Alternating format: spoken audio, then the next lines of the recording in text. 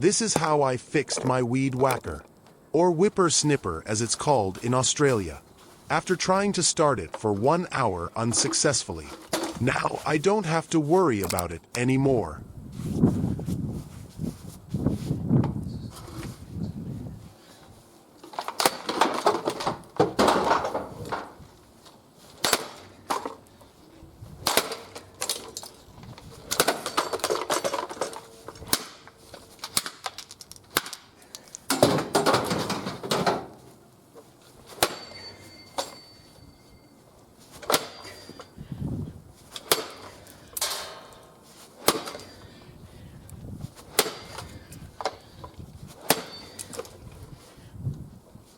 The handle held on pretty good.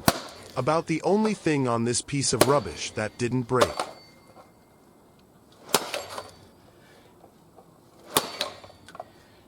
It works better as a sledgehammer than a weed whacker. Surprising, don't you think?